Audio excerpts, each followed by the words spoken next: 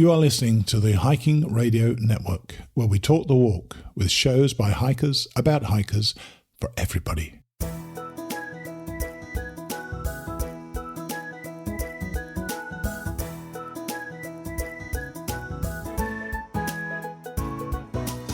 Mighty Blue on the Appalachian Trail, the ultimate midlife crisis. Join Steve and his guests every week as he staggers from Georgia to Maine.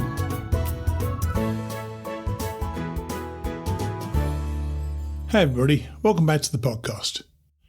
You're listening to the episode number 409 of Mighty Blue on the Appalachian Trail, the ultimate midlife crisis. And we've got another one of those amazing young women on the show today as our main guest. Alyssa Whoaa has not only a unique name, but she possesses that, thing that we all need to endure tough times, both physical and mental. She's only 30, but her experiences have been more than enough to satisfy even the most ardent adventurer. But she's still not finished, and I think you're going to love hearing about what she's done so far as much as what she's currently planning to do. Alyssa will be on in a moment. Then, in the third of our Mighty Blue Class of 2023 debriefs, we meet up once more with Joanne Flagg, as she reflects upon the year that she had last year. Joanne will follow Alyssa. Before we move on, I'd like to thank those of you who reached out to me to inquire after Dana's health last week. We discovered that she had, as the doctor told her, a boulder-sized kidney stone. Hyperbole aside, that is one big stone. She had to spend 3 nights in hospital and most of this week in pain and a lot of discomfort, but she's heading back to the hospital this Friday to get the boulder removed. Once again, thanks for all your good wishes. Now, I'm sure most of you recall Chris Casado on the show. He was the guy who eventually got me to the top of Mount Whitney with his TSX challenge. I've come to regard him as a friend, and when he messages me that somebody has something special about her, then I listen. And Chris, as ever, was absolutely spot on. I'd like you all to meet her now. This is Alyssa Whoaa, or Rainbow Brite. Our guest today was suggested to me by my friend, in fact, a mutual friend of ours, Chris Casado of TSX Challenge. He said that there was something special about her in his email to me. She is, the name's special straight away. She is Alyssa Whoaa. Hey, Alyssa, welcome to the show. Hi, Steve. Thanks so much for having me. Now, Whoaa, and it's spelled W-H-O-A-A. It's not just the one A. Is a name new to me. Where did that come from? The name is entirely my own. So growing up, I had a really challenging relationship with my family. Mm-hmm. I had my mom's last name. I had never had my dad's last name, and my mom and I didn't quite get along. And she didn't really understand how the internet worked, so I wasn't allowed to have like an internet presence, no AIM, no Facebook, no MySpace, nothing like that. You know what? There are worse things in life than that, as you now know, I'm sure, not having a social media presence, yeah. Yeah, sometimes it's a little more trouble than it's worth. But, when you are a teenager and everybody else is doing it, it's like, I want to have that too. So I came up with a name that was entirely my own, that I figured, she wouldn't be able to Google because it wasn't spelled correctly. I say loosely.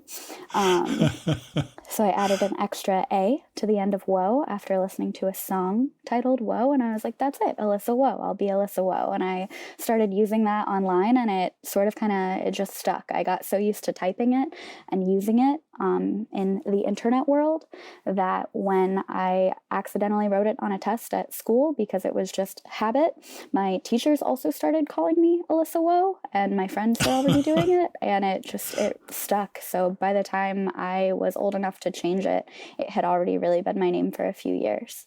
So you are officially Alyssa Whoaa now, are you? Oh yeah, ID everything. Have you actually met any other Whoas? None. Absolutely none. That is fairly unique. And if listeners can see your hair right now, you literally are the colour of the rainbow right now, which is why you're called, I assume it's why you're called Rainbow Brite. Is that how you got your name? Yeah, so my fourth day on the Pacific Crest Trail, I met a family that was hiking, and one of the members of the family, as I was walking away from saying hellos, whispered to the other, like, she reminds me of Rainbow Brite, like from the television show, Right. from like the 90s or whatever. And I turned around, I hadn't had a trail name at that point, and I was like, absolutely. And my hair was, of course, rainbow like this, but I think it's also, like the woohoo, like let's do the hard thing personality. Yeah, you certainly do that because, you've done some quite remarkable things, which we're going to come to in a minute. And I know that you've been a guide for Chris on some of his expeditions, and I'd like to talk about that later. But you haven't been backpacking terribly long, have you? Where did you grow up first? Where'd you grow up? So I grew up in New York City, so, not the backpacking capital of the world or anything. Not exactly, no. Yeah, and I started backpacking in 2019 by hiking the Pacific Crest Trail. And you did say, when we spoke before, that you were intimidated by nature. Firstly, why were you? And secondly, how did that change? Or was that a result of living in New York City and not really getting to nature there? So yeah, growing up in the city, obviously, like we don't have a whole lot of access to the outdoors, and like growing up pretty poor, it like going on a trip to the mountains or something wasn't really in the budget for my family. So as much as I thought the outdoors was mesmerizing and stunning, I didn't really know much about it, and it seemed really intimidating because there's so much gear and there's so much to know, and what about bears and all of these what ifs that I had no idea how to handle. So in college, I went to school in Western Mass, and I started hiking like a little bit, spending a little bit more time outside. I'd always liked camping, but had never done like a proper overnight backpack or anything. And in college, in my undergrad, I traveled the world studying happiness across culture. And yeah, hang on. I mean, this is what I really want to talk about now. How do you study? What? By the way, firstly, what a wonderful choice to study happiness. Yeah. Were you unhappy, by the way, when you were studying happiness? I definitely was unhappy in some aspects of life, but the studying happiness was interesting and fulfilling in a way that helped create happiness. But, like college is a tough time. Doing a thesis project is tough. Sure. Growing up is tough. So there was definitely some unhappiness in my life, but I was very much trying to like figure out how to be happy and how other people were happy and what is like the common thread between people everywhere that helps create happiness. And it was, so I don't understand the college system over here because I never went there to college myself, actually in the UK either. So, so did you come up with that course yourself to study it? So yeah, I went to a liberal arts school called Hampshire College in Amherst, Massachusetts, and it is not your typical college. There's no grades, no tests, no majors. Every student develops their own curriculum, basically. Wow.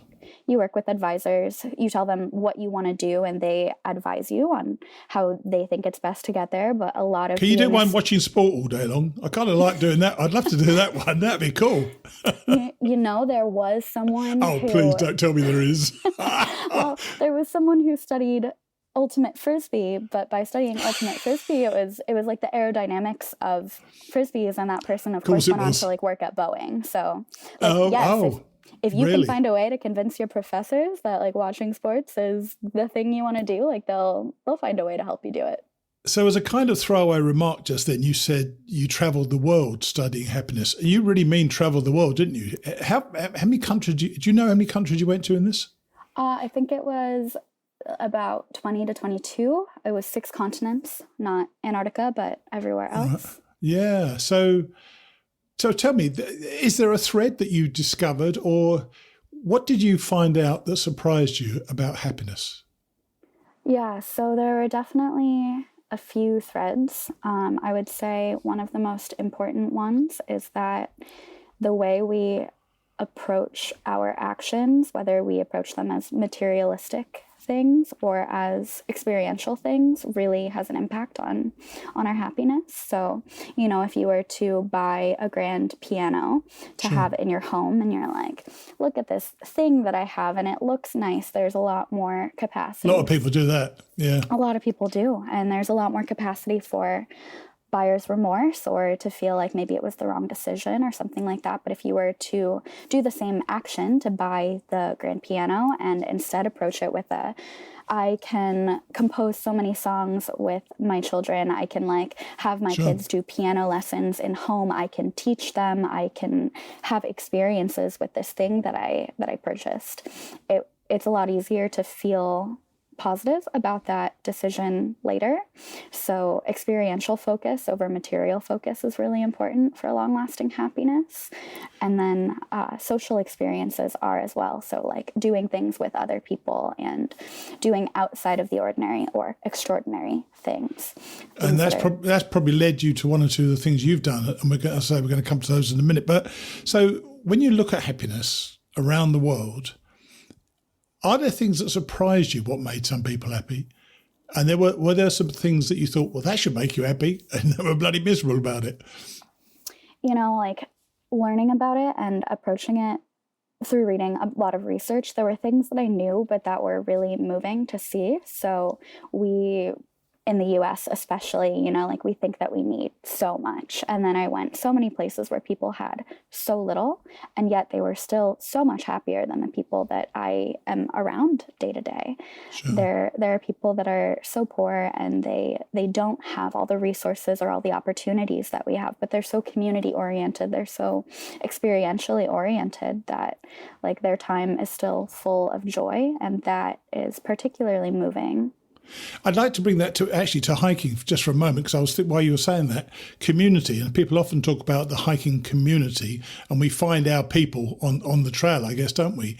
Was that something you recognised when you did do your PCT hike, that this was a community, that's something that gave you some joy? Hiking the PCT and being around the people on the PCT was the first time I ever truly felt like I belonged somewhere. Wow. Okay, well, so basically, we find ourselves amongst a bunch of screw-ups, don't we? And we realise that we're not as screwed up as we thought we were, or maybe we're more screwed up than we thought we were. But Hawaii was influential in your life, wasn't it? What did you find there? Oh man, yeah. So I moved to Hawaii right after college, and that was really transformative in my experience of the outdoors. So I got into day hiking when I was in college, Right. but the nature and the wildlife and the wild everything available in Hawaii really solidified how important being out in nature was for me. I was cliff jumping, I was hiking, Whoa. Cliff jumping. That's lunatic. How far were you cliff jumping? Like height-wise? Yeah. I think the highest I've ever jumped is probably about 50 feet. Oh dear, no, I wouldn't like that at all. That wouldn't work for me at all. But you also, when you were there, you were hiking barefoot, weren't you? Everywhere, yeah. But what was that a thing that everybody did there, or did you just feel that connection to the earth more? It was a thing that my friends there did. So when I moved there, I had a really close group of friends who grew up on Maui, and they hiked barefoot. And, you know, like in the always wanting to like fit in and experience things in a group, I didn't want to be the only one wearing shoes. And I felt a lot more connected to the earth and to everything around me, to be able to feel the textures under my feet, whether it was dirt or grass or lava rock even, or mud or whatever it was. Feeling just that connectedness to the earth is so freeing. And you did share with me before, and I think you're happy to talk about it, you had an eating disorder when you got to Hawaii. How did that affect you?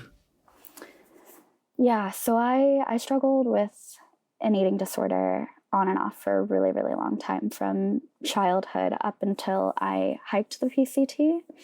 And I had gone through periods of abstinence from it where I felt that I was recovered, and sometimes where I was struggling a lot more. And I definitely did struggle with it when I lived in Hawaii, and it took a lot away from the ability to experience things in the moment. But the connection that I had with nature was really healing and really transformative in the way that it made me want to seek that out more. And I would struggle if I was really engaged in the behaviors. I wouldn't be able to hike as well. I wouldn't be as present. I wouldn't be as capable of doing the things that I wanted to do.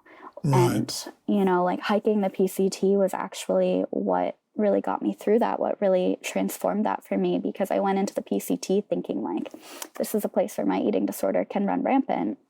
And that wasn't the case. I couldn't do it the same, and I would have been missing so much had I let that happen. So I really made the commitment to treat my body the way that it needed to be treated and nourish it and get through that. And yeah, by the time that was done, by the time that I was done with the PCT, I was fine. I wasn't engaging in those behaviors anymore. And that's largely due to just the connectedness to the community and the environment around me. But before you went out on the PCT, you told me that, this is not a big surprise to me, you went back cliff jumping, you got injured, didn't you? So had you by then thought of hiking the PCT? So when I got injured cliff jumping, the PCT was an idea in the back of my mind. It was something where a friend and I had once taken a road trip up the California coast into Oregon and went to Crater Lake after reading Wild and being inspired, not to hike the PCT, but to see Crater Lake because of the way that Cheryl Strayed talked about Crater Lake. And I was like, interesting. I want to go there. So my friend and I went, and we were like, yeah, while we're here, let's walk a couple miles on the PCT. So I did, and like within a mile, I was just like, I'm going to do this one day. And I don't know what it was, but something about it gripped me. And I was like, I'm going to do it. I don't know when, but I'm going to do it. And then it kind of just, faded into the background of my mind. And it wasn't something that I was actively working towards or anything. Because again, like no backpacking experience. But fast forward to visiting in Hawaii after I left, and I got into a cliff jumping accident, hit the water and tore my MCL. Hit the water wrong and tore my MCL and couldn't really walk for a few months. Was in a lot of pain. Physical therapy was not going well at first. It was really, really difficult. I couldn't bend my knee at a 90-degree angle.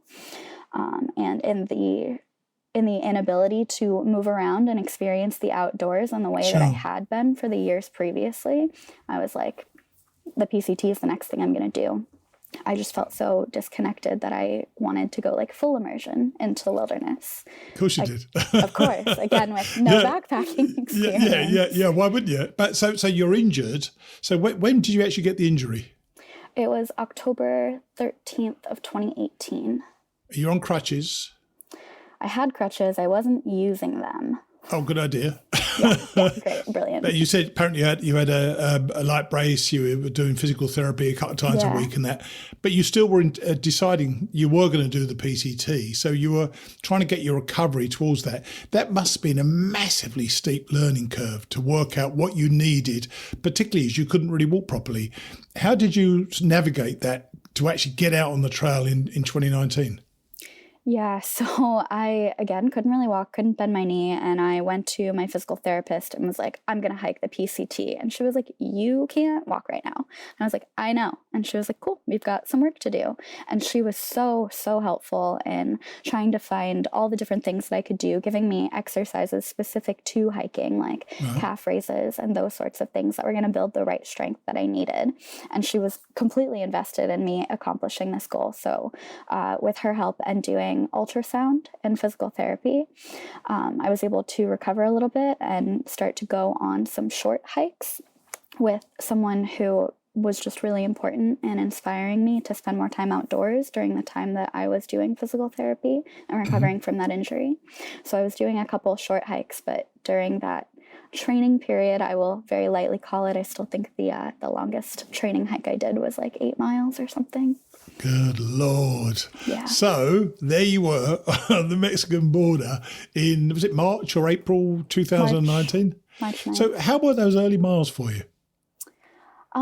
Yeah, they were cold, first of all, because it was still winter, and they were a little bit intimidating because I wasn't totally healed. I could walk at that point and I could bend my knee, but I had no idea what I was doing. Again, had like never been backpacking, did not have the best gear, had a 30-degree sleeping bag, and we were in the teens some nights temperature wise. So yeah, the math didn't work there, obviously. No, definitely not. But I had no idea what to expect. I didn't know. And when people say like, oh, you need this or you need that, it's like, yeah, sure, I'll figure it out. And I did not have the best track record for listening to the advice that people gave me.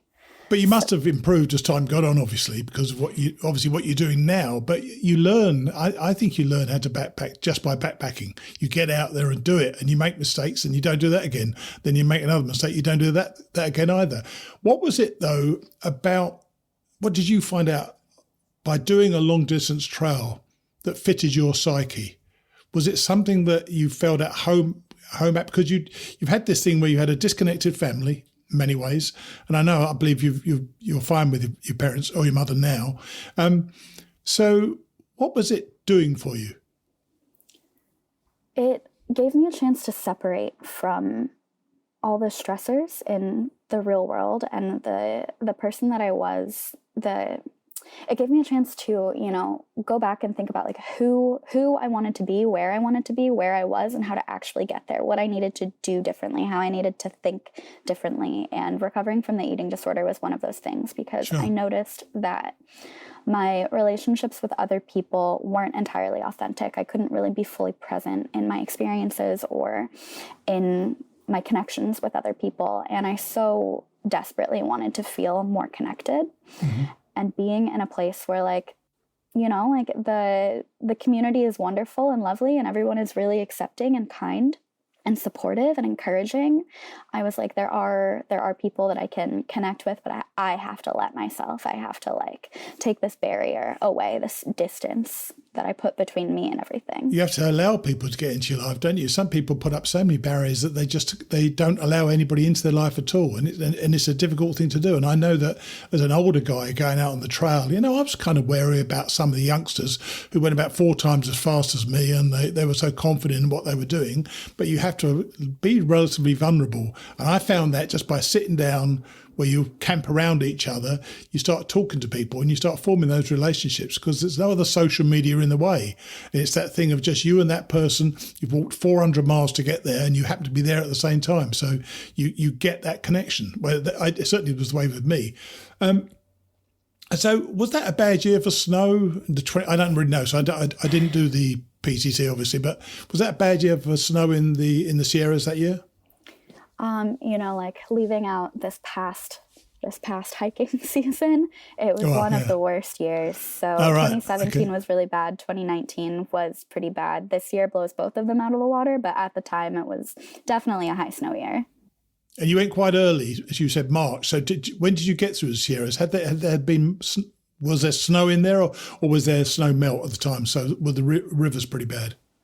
I started really early, and because there was so much snow, I made the decision not to go into the Sierra immediately. I instead took some time off. The friend that I was hiking with at the time had a little bit of an injury, and I'd been offered a job in Antarctica that I needed to get some medical appointments done for to, qualify to go down. So getting to the Sierra, I was like, all right, I'm going to take some time off. I'm going to do everything I need to do to get down to Antarctica, and I'll come back when there's a little bit less snow, because I didn't want to spend an extra 2 days, one day hiking out to go pick up more food, one full day hiking in, and have to leave more. And I didn't have the snow experience that I would have needed to go in early season. So I waited for it to melt.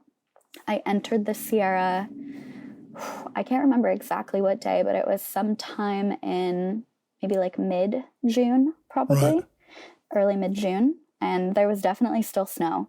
There was a lot of snow, and I had already had a lot of snow in the desert. I had, at the time, skipped over San Jac, and I had skipped over Baden-Powell because I was worried about it, and people had been rescued in the week prior to me getting to both of those places. I later went back and did them before entering the Sierra, but the first section of my PCT hike was a bit piecemeal because of the snow, and when I went in, I was like, I don't know if I have the right experience to do this, but I can't keep listening to people tell me yes or no. I need to go in and figure it out for myself if this is within my comfort zone or not.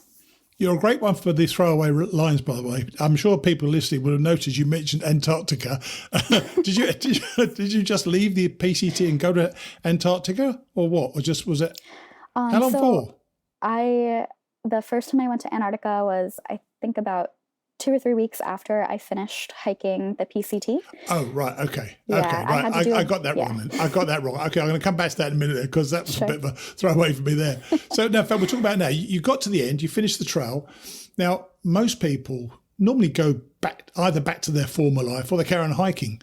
But you decided to step it up quite a bit. And my question was going to be, where did you go? We now know. You went to Antarctica. What was the appeal of Antarctica to you? So the first time I went, it was the only continent I had never been to. And I figured I had 2 options. I was going, but I could either get there by paying a lot of money to go as a tourist, or I could get there by getting paid not a lot of money to work there. So I opted for getting paid. Probably not a lot to spend it on there, though, is there? Nope, definitely not if you don't have much to spend There's not a mall or anything like that, is there? There is at the South Pole, the first place I went, we do have one store, and it is not that well stocked. So, some sodas, the occasional bottle of tequila, and some souvenirs. Dear me. So you applied to a program to go and work at South Pole Station.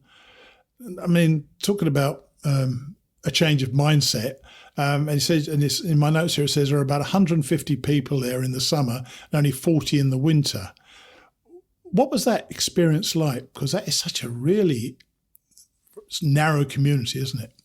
Yeah, and I had never been in a place where there were so few people. I mean, I grew up in New York City, 8 million people at any given moment, anywhere near you, around you. And you didn't like that? You didn't like that? I actually really do like it, but one of the things that I was challenging myself with on the PCT was spending time with myself and learning to enjoy my own company. Sure. And I figured that Antarctica and being around a finite amount of people was another really good way to challenge that and to see what I've done on the PCT, is it really sticking? Can I still feel the same way in Antarctica? And surprise, the community in Antarctica is also really great. And it was the second time I felt like I ever really truly belonged somewhere. That was actually going to be my question. And because I just thought that as you said it, did you find that same feeling of community down there that you found on the PCT? Absolutely, yeah. And I don't know if it was just the proximity of the 2 experiences, maybe coloring each other a little bit, or the PCT coloring Antarctica a bit. But I did find a really incredible community of people there, people that I connected with instantly, people that in the same way, everyone you're around when you're through hiking, the people who are there have self-selected to be there. So no matter how different you are, something about you and the people around you is so, so similar. Because you've both selected to be in this bizarre place in the same time in life. So no matter what the differences are, there's still that deep connection. So try to paint a picture. What does it look like there? Is it just like Dakotas with about 50 more feet of snow? I mean, what is it like? At the South Pole, if you take a piece of paper and you cover your eyes with it and you look only at that is kind of what it looks like. It's just flat white in every direction for miles, as far as you can see. Good Lord. Then within that flat white, there's buildings. There's the South Pole Station, and there are, some telescopes and some other buildings around, and all of the equipment and everything, tractors and some vans and some trucks. But it's flat white. And how long do you live there for? The first time I went down, it was just shy of 4 months, but I've been back twice since, and I did do a year. And you told me that you found the job in something called Base Camp Outdoor Jobs. What other sort of jobs are on there? And I'm going to put a link in the show notes there, because that sounds awesome. So I actually found TSX through Basecamp. I found the U.S. Antarctic program just through some Googling, some trying to figure out how to work in Antarctica. And that program came up, and I did a little bit of digging and found a list of companies that worked there and the jobs that they offered, and applied to everything I thought I might be qualified for. Right. So I was wrong there in my notes, but you actually found Chris and TSX in Basecamp Outdoors. Tell us about those. Tell me about your experience on those expeditions, and how many have you been on? So at this point, I have done 5 treks, 5 hikes for TSX Challenge, 3 in the Sierra and 2 in the Grand Canyon. And they are absolutely incredible. Guiding is really great. Working for Chris and Dave is amazing. And the guides that they hire are also fantastic. So while I get to like be in this position to help other people experience the outdoors, doing really challenging things like hiking across the Sierra and up Mount Whitney, or hiking down to the Colorado River in the Grand Canyon on the North Rim, I also get to learn from all the people that I'm around, whether it's guides or the participants of the adventures as well.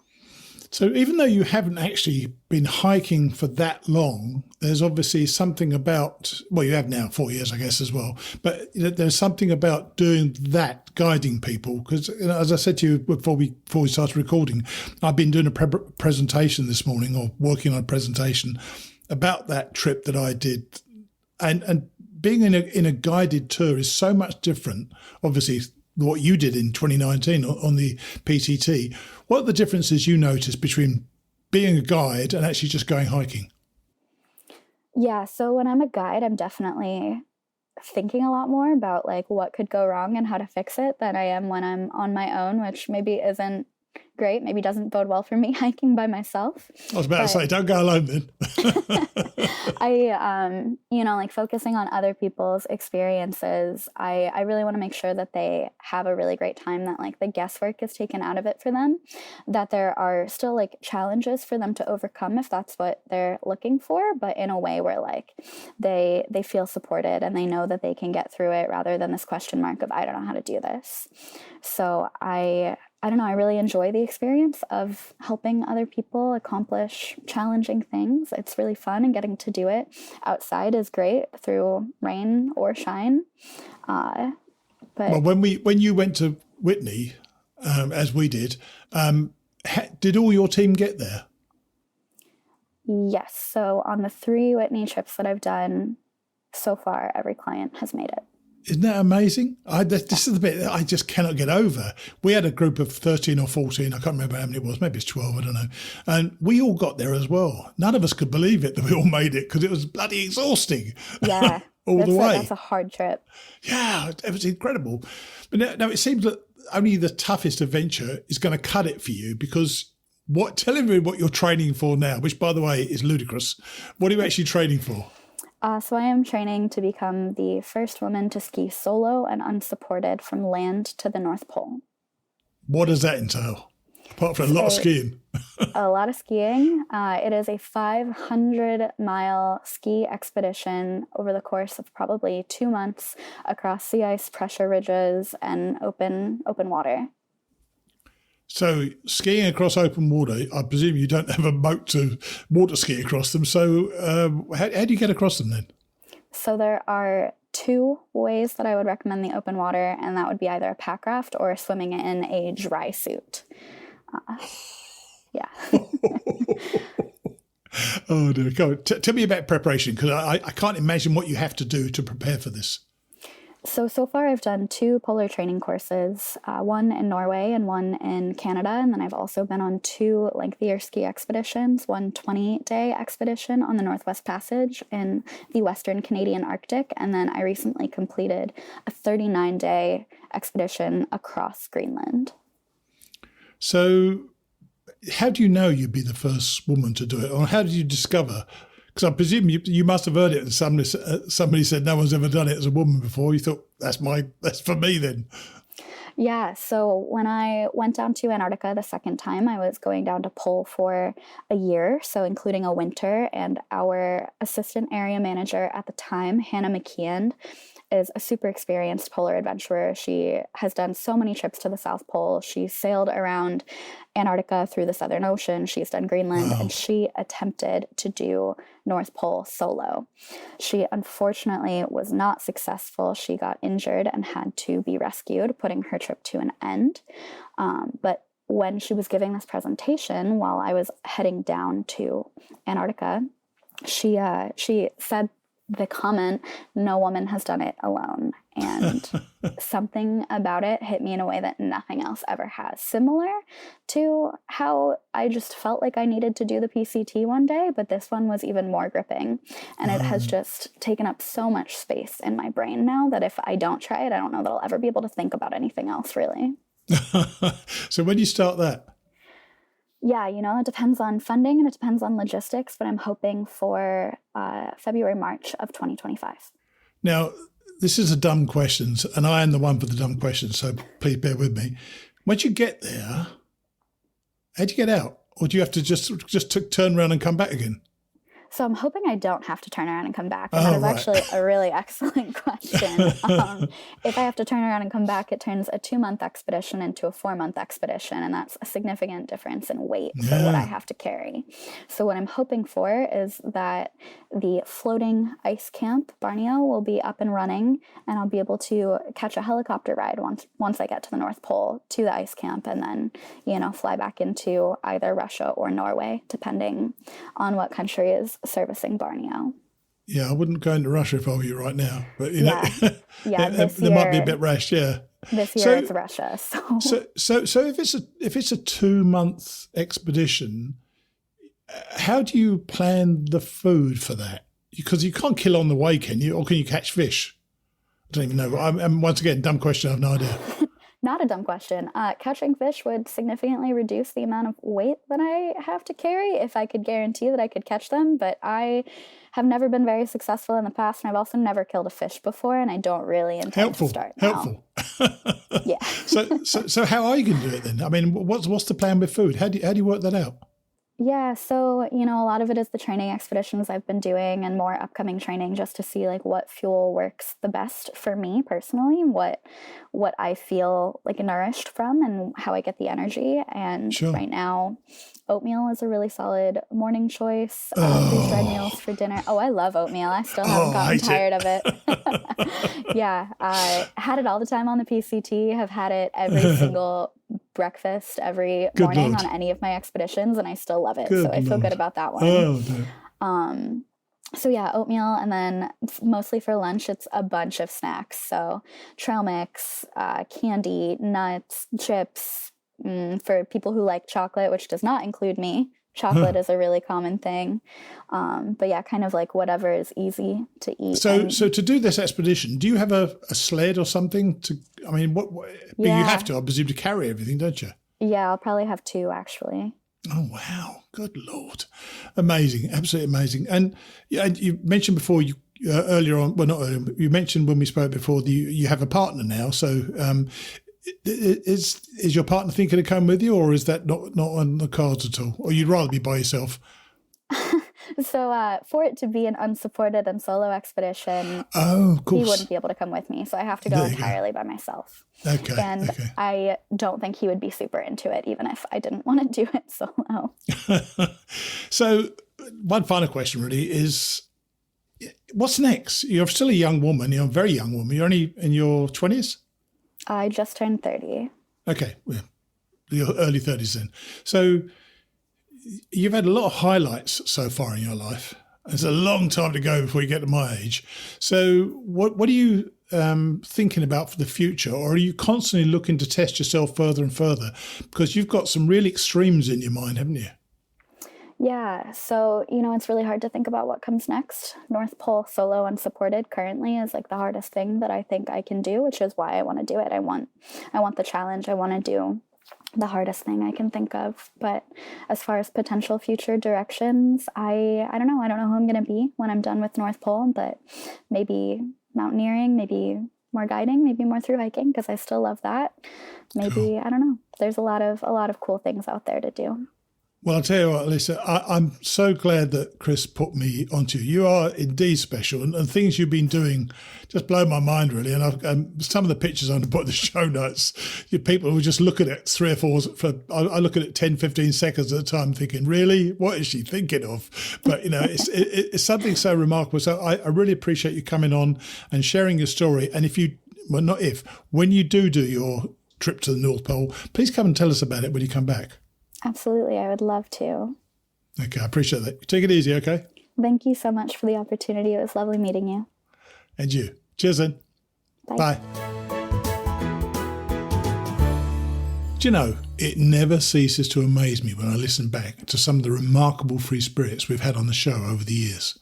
There are plenty of guys, of course, but there seems to be at least an equal number of women. And Alyssa is certainly a free spirit. She hiked the PCT to work out an eating disorder. Now she's heading to the North Pole on skis to be the first woman to achieve that feat. Come on, are we not impressed? Awesome. Thanks as ever goes to our wonderful donors. This week, our recurring donors who stepped up again were Gail Posey, Todd Withrow, Suzanne Johnson, Michael Garsh and Betty McInerney, while James Boyd also gave a generous donation. He wrote, "I've definitely enjoyed your show more than," then he mentions the amount of his donation, "worth over the last year. Keep up the good work and thank you."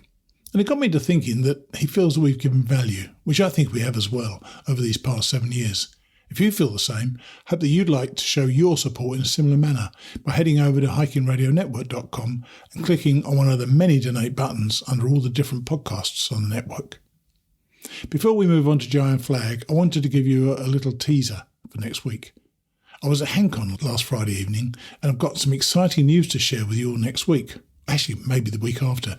I haven't actually lined up the interview, but I'm very excited by it. I'll say no more right now. Come back next week and find out. So let's move on now to Joanne Flagg. She's been home for a while, so I was interested in seeing how she reflected on her epic year last year. Here's Joanne. We're back on today with Joanne Flagg, who had a kind of, what's the word for it? Interesting split of hikes this year, and she completed her through hike eventually. And so first, Joanne, thanks for coming back on the podcast. My pleasure, Steve. It's good to talk to you again. And you. I always miss our talks we have when I talk to all the hikers, and I feel like part of my life is just shut down a little bit, now in this cold New Year season. And unfortunately, I'm not doing a Mighty Blue Class of 2024 because I'm hiking next year, but I will be connecting with hikers later on. Let's start with a few facts and figures because you had quite an interesting hike this year. So tell us where you started and the dates and just catch up with what you've done this year. Sure. I did a flip-flop hike. So I started in Harper's Ferry on April 14th and went north. So Okay. I summited Katahdin on July 31st. Nice. In a rain and windstorm up there, but it was still beautiful and meaningful. And then I hopped on a plane a few days later and went to Iceland for a couple of weeks, and then As you do. yeah. By the way, I'm not sure I asked you, how far did you hike in Iceland? It was a 4-day hike. It was about 35 miles. Right. And how different was it? It was moderate. It was up and down. Some of the terrain was very loose, gravelly Right. terrain, which was a challenge, and some of that was the steepest part. But we had a lot of time to enjoy the views, which are fantastically different than anything most of us ever see. So that was really exciting. I'm sure. But then you hopped on a plane again. Oh, by the way, how did you take the interruption to your hike? Were you glad to be leaving the AT to go and do this? I know you'd already planned to do it and it was going to be great fun. But was this part of you that thought to yourself, I don't really want to leave the AT right now? It worked out well for me. I had that plan, so I wasn't worried about deviating from it. Right. And honestly, it let me get separated from people I were hiking around so that I could hike my bottom half more independently than I did the top half. Why? Which was Why'd you what want to do that? I wanted to experience, because I didn't have a chance to experience that in the first half. That real solo, I'm doing my own thing kind of hiking. That's definitely got a different dynamic, isn't it, as well? Yeah, it is. And I also very much enjoyed that. There's something very homey to me to set up camp in this random sort of place, or a place where only I am, and just being there and soaking it in and watching the sunset through the trees and having that peace and quiet and hearing the owls out in the woods. And do you always feel comfortable out in the woods by yourself? I always have since I was Right. little. Yeah. That's kind Yeah. of nice. It's funny enough, you just mentioned seeing the sunsets. For me, seeing the sunrises in the morning through the trees was wonderful because the sun would start at the top of the trees, wouldn't it, and just work its way down to you. And I always loved that part of it. That's interesting. That's one of my favorite things, and I just enjoyed that from my sunroom this morning. I loved Nice. seeing the sun come down the trees. Yeah, absolutely beautiful. So you were in a tent, I believe, most of the time, or did you? And I've been asking the others this as well. Did we tents and shelters? Did you go in shelters just because you had to, because it was so damn wet, or did you choose to go in there some nights because you didn't want to set up? So my first half of my flip was very different from my second half of my flip, weather-wise, people-wise, everything-wise. So the first half, I was in shelters a lot. I was with some other hikers, and it was more rainy, and I was more tired. And so I was in shelters much more in my first half to get out of the weather. Because I was lazy, it was hard terrain. And it was just like, okay, a lot of times no one else was in there. And it was like, okay, I'll take the shelter. And then the second half was easier, I felt, to find places to camp, and the weather was more fair. And sometimes I just wanted to get my mileage in, so it was easy to use my tent to be able to set up where I wanted to. So I was out, my hike was 189 days, not counting my Iceland time, and I slept in my tent 95 nights. Wow. I don't know if that's a lot or not. But no, that's actually less than I was thinking. From my impression was you were often in your tent. That's interesting. Yeah. It's kind of, I never did that divide up. I've got all the statistics, so I should be able to work out what the totals were, but I never did that myself. That's interesting. Yeah. And the second half, I did the whole hosteling thing. So that was where I spent a lot of my out of my tent nights in the lower half. Makes it a little bit more comfortable, doesn't it, really? It does. It spoils you. So I've been asked this also. Food, obviously an important part of any hike. Was there something you loved and something you hated? I really liked my hot meal at night. That was a very comfortable time for me sitting down. And I agree. Cold soaking, that's for the birds as far as I'm concerned. I don't know how anybody does that. And I can't stand not having hot coffee, and I can't stand not having a hot meal at night. I totally agree with that. Yeah, and when it got cold, I would sit and put my meal bag between my legs and throw my quilt over me, so I would get some cozy warmth that way. That's right. Yeah, cozy. Yeah, and I never had eaten ramen at home, and I'm not now, but like the first 2 weeks after I got home, I had ramen like a few times. That's weird. I don't know why, if it was the salt or what it was, but it was really good. Oh dear, that's funny.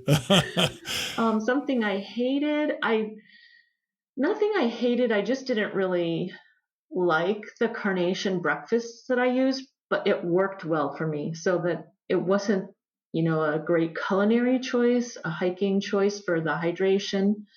And I think the vitamins and the calories too was helpful for me. It's a good way to start my day versus cold oatmeal or.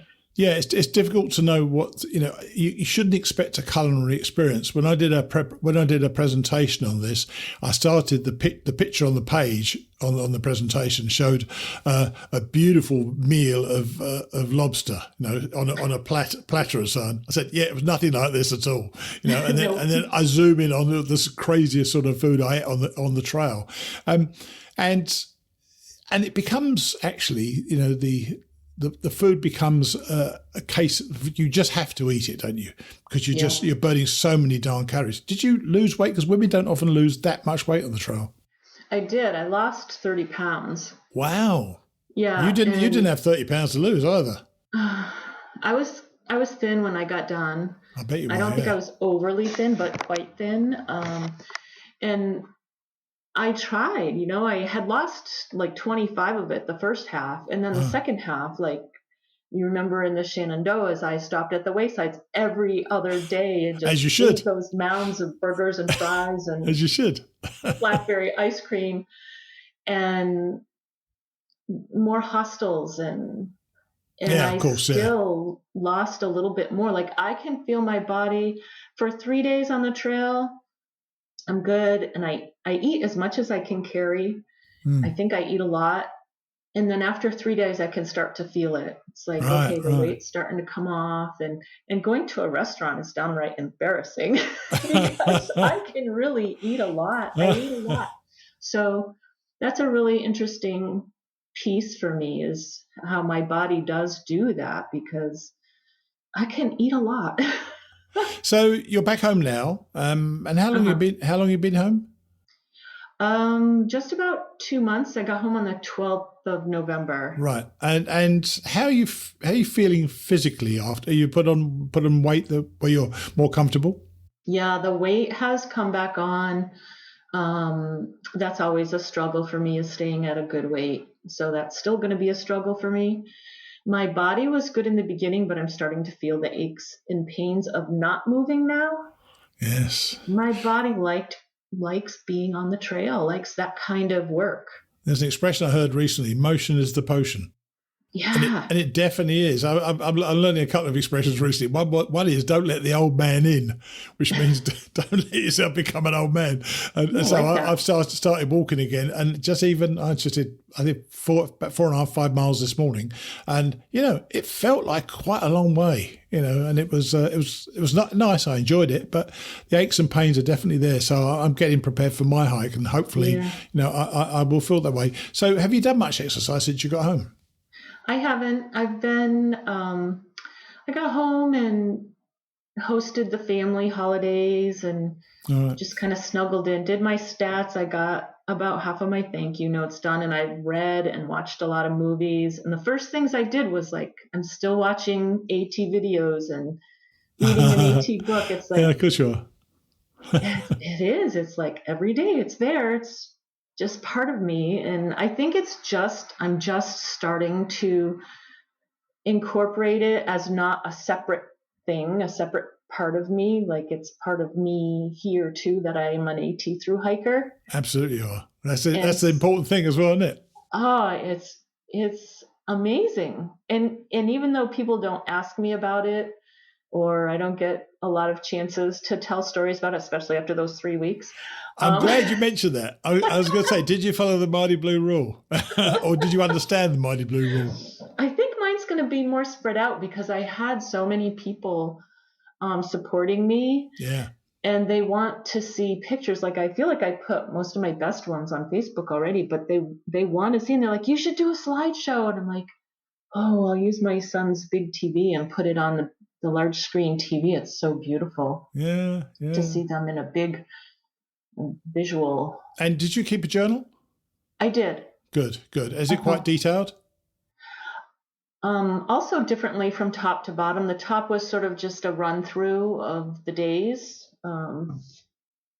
It's kind of detailed, but compared to the way I think, it's really not very detailed, because our minds are always going a mile a minute. And the second half I was like, I need to put in more of the little stories that make me chuckle or appreciate things every day. So I did that more in the second half. But I think when you reread it, you'll find it takes you back there, and you will almost remember things that's not you haven't even written down. I've done that myself, and I'm shocked. I can almost see someone who wasn't in the original story, as it were. It's kind of weird. Did you add them into your journal when you thought of them? Well, my journal was I podcasted second time. So I report every 3 or 4 days or something like that, and I took notes every single night, so I could always talk to those notes while I was recording. So that gives me, and I did exactly what I told you. I remember talking about something where I was sitting down by a pond and it was still and quiet and so on, and I just remember when I was talking the mosquitoes flying over the top, which I hadn't talked about when I was recording it, but when I reheard it, I remember those mosquitoes. So you remember things even though you don't necessarily mention them. So it's so good to keep that record of where you were at a certain time. So I'm glad you did that. And obviously you worked out a perfect plan for you, because you always sounded happy on the trail. You always sounded like you were enjoying it and so on. Would you have changed anything? Oh, maybe try to figure out a different pair of shoes. Hiking, oh, really? Trail runners, something with more cushion for my feet. Were they smashed up at the end? Were they quite smashed up at the end? No, they weren't. But I have to think from I didn't have structural concerns, but more like the nerve pain on the balls of my feet and my toes going numb. Yeah. So I wonder if I had better cushion, if some of that could be alleviated, because that can be very painful. So, like I would get 3 or 4 miles out every day, and then I would have, and I almost said, like, in order to make this hike sound real on my podcast, I have to put this out there with Steve, but I just never did, because it was just every day and not significant in the big picture, because it didn't hold me up or make me stop or anything like that. But I still feel my toes numb on the right 3 toes on my right foot. Still, when I put my foot in the shoe, this is from 2014, by the way, my first hike, I can still feel, it feels like I've got a ball of paper scrunched up in there. Yes. In my shoe. It's really weird. It's kind of uncomfortable, but not that bad. In the scheme of things, I'm a pretty healthy guy, so I'm okay with that. And people have takeaways, which is why I'm talking to you now a couple of months after you've finished now. Right. Now you've reflected on your journey. What are your takeaways from the journey that you think are important for you to have learned about yourself and about the hike and about people?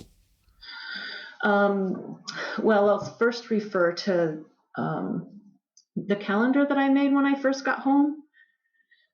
One of the companies had a sale, and I'm like, okay, I'll make a calendar right away. All right. And as I was making it and going through the pictures, which, by the way, you haven't sent me, but okay, you carry on. Note taken. I was looking at it, I'm like, oh, I have to put this and I have to put that and I have to put, and I found all these little spots where I could put little pictures, and the pictures that I found myself feeling that way were the ones with the people. Every time.